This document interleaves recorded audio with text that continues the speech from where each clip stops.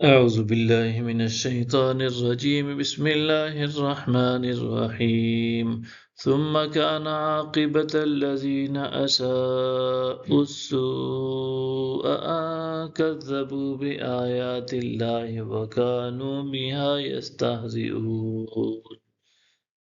پھر ان لوگوں کا انجام بہت برا ہوا جنہوں نے برائی کی اس لیے کہ وہ اللہ کی آیتوں کو جھٹلاتے اور ان کا مذاق اڑایا کرتے تھے۔ اللہ یبدأ الخلق ثم یعیدہ ثم الیہ ترجعون۔ اللہ مخلوق کو پہلی بار پیدا فرماتا ہے، پھر وہی اسے دوبارہ پیدا فرمائے گا، پھر تم اسی کی طرف لوٹائے جاؤ گے۔ وَيَوْمَ تَقُومُ السَّاعَةُ يُبْلِسُ الْمُجْرِمُونَ، اور جس دن قیامت قائم ہوگی تو مجرم لوگ مایوس ہو جائیں گے۔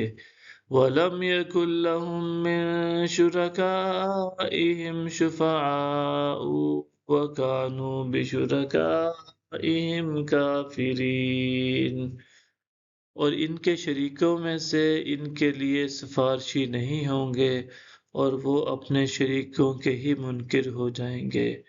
وَيَوْمَ تَقُومُ السَّاعَةُ يَوْمَئِذٍ يَتَفَرَّقُونَ، اور جس دن قیامت برپا ہوگی اس دن لوگ الگ الگ ہو جائیں گے۔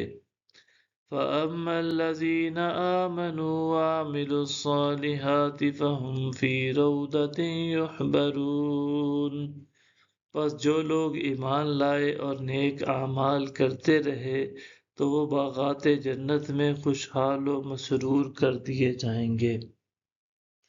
وَأَمَّا الَّذِينَ كَفَرُوا وَكَذَّبُوا بِآيَاتِنَا وَلِقَاءِ الْآخِرَةِ فَأُولَئِكَ فِي الْعَذَابِ مُحْضَرُونَ، اور جن لوگوں نے کفر کیا اور ہماری آیتوں کو اور آخرت کی پیشی کو جھٹلایا تو یہی لوگ عذاب میں حاضر کیے جائیں گے۔ صدق اللہ العظیم۔